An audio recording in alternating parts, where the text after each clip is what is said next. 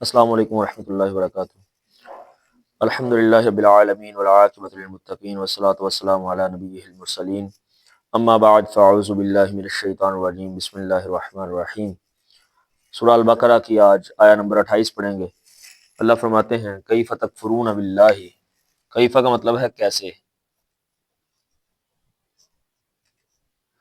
تکفرون تم کفر کرتے ہو،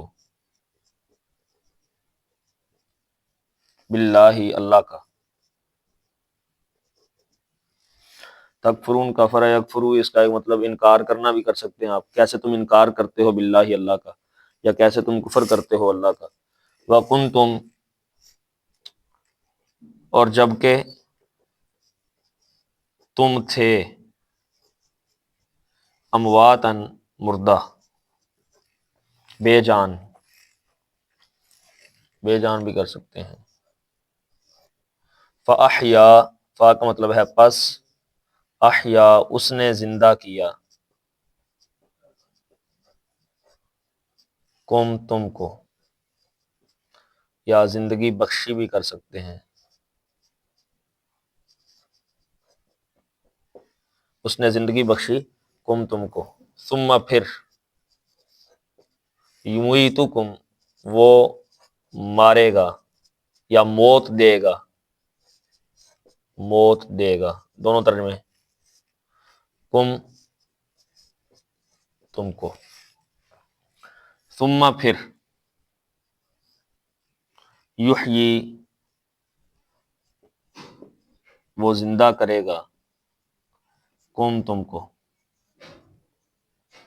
ثم پھر، الیہ اس کی طرف، ترجعون تم لٹائے جاؤ گے۔ مجہول ہے اس لیے ترجمہ کیا گیا لٹائے جاؤ گے، اگر معروف ہو تو پھر ہوتا ہے لوٹنا ہے یا تم لوٹو گے۔ ترجعون ہوتا تو مطلب ہونا تھا لوٹو گے، اور ترجعون تو مطلب ہے لٹائے جاؤ گے۔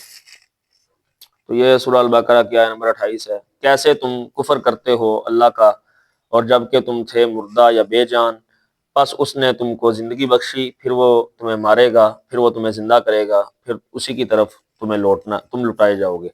تو یہ اس آیت کے اندر اصل میں جو بات یا ایھا الناس اعبدوا ربکم الذی خلقکم والذین من قبلکم لعلکم تتقون سے شروع ہوئی تھی، اسی بات کو، اللہ کی توحید کی دعوت کی بات، اللہ کی عبادت کی بات، اسی بات کو جاری رکھتے ہوئے مزید اس کو آگے بڑھایا گیا ہے اس تعجب کے ساتھ کہ بھلا جس اللہ نے، تم بے جان تھے، تمہارا نام و نشان نہیں تھا، جس اللہ نے تمہیں زندگی دی ہے، پھر وہ تمہیں مارے گا، پھر وہ تمہیں زندہ کرے گا، تم اس اللہ کا کیسے انکار کر سکتے ہو؟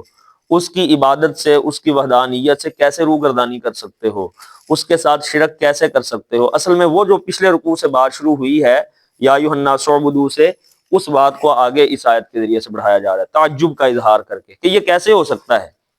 ایک یہ بھی آپ کر سکتے ہیں، دوسرا اس کا یہ بھی کر سکتے ہیں کہ اللہ رب العزت، یہ بہت بڑا احسان ہے زندگی، اور اللہ نے اس احسان کو بھی یاد دلایا ہے کہ تم یہ کیسے کر سکتے ہو جبکہ اللہ نے تم پر یہ احسان کیا کہ تم بے جان تھے، اللہ نے تم کو زندگی بخشی ہے۔ اور پھر اس کے اندر دو باتیں اور ہیں۔